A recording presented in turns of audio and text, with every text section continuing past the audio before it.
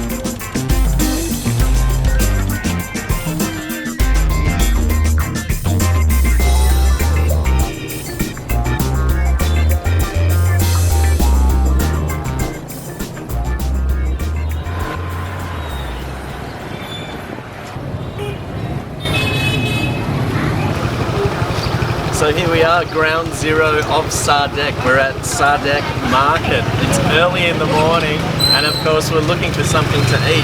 And we've come across this amazing space here. And what we're probably going to find is some kultil, phở bar, and also later on when we're looking for something sweet, we'll knock off some chairs. So first, let's go and have a look for some phở.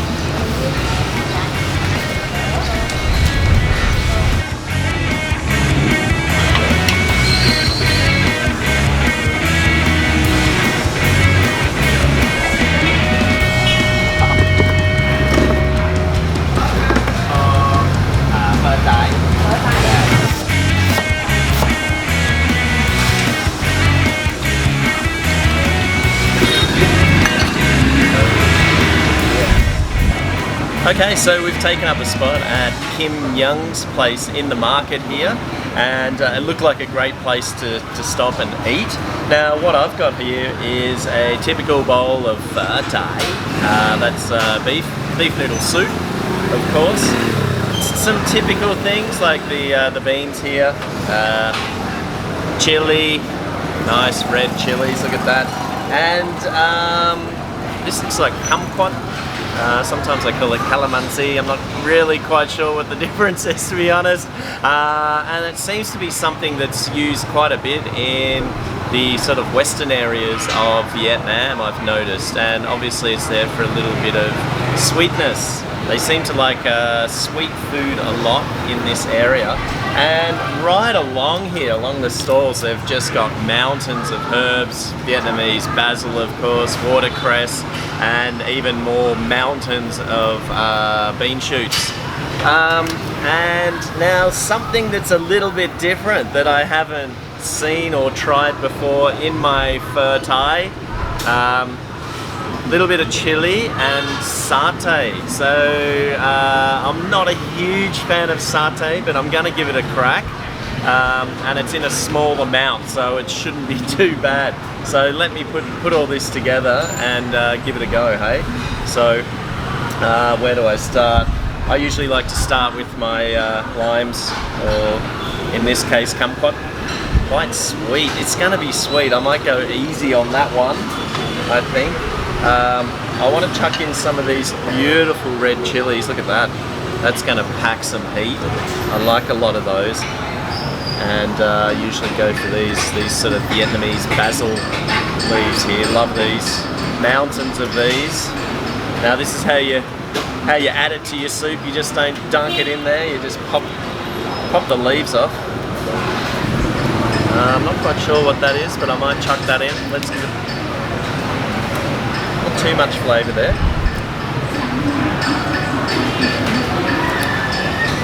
And I've been told that these things here, they're good for men's health. It's one of the very first things I learned when I came to Vietnam. So chuck plenty of those in. And these beans have just been lightly blanched, so they're warm to touch. And obviously softer to eat. Now, I probably should get Miss Young to show me how to tip this baby in. Inside. Okay, inside. She said inside. I don't know if I can go the whole hog. I'm being a bit weak here, but there you have it. Have a look at that. Glistening on top. It looks fantastic. What a breakfast. Give it a swish around. It's piping hot as well. And look at that. Beautiful rice noodles as well. I mean, that's par for the course. Look at that. The satay test.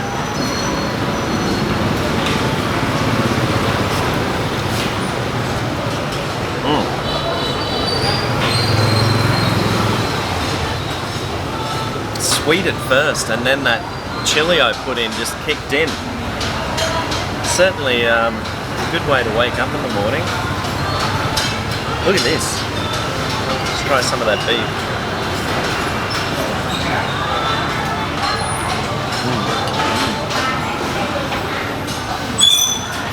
I'm actually quite liking the satay. Usually when you get a satay dish in Vietnam, in Saigon anyway, the bowl is just doused, it's drowned in satay, and I'm just not into it. But this one, I can really do this. Just a nice little touch of the satay flavour. The spicy is coming through, and of course the herbs are starting to really give us that fragrant smell which we love about Phở Tái. Big chunks of beef as well.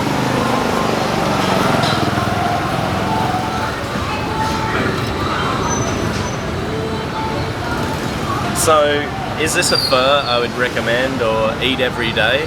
Most definitely. I'm quite surprised about the satay that goes in it with the, it's almost like a sambal that's mixed in there as well.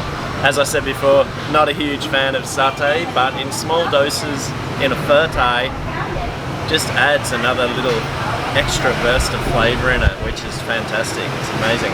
Now, I'm going to finish the rest off, and then later on, we'll go and check out some chè.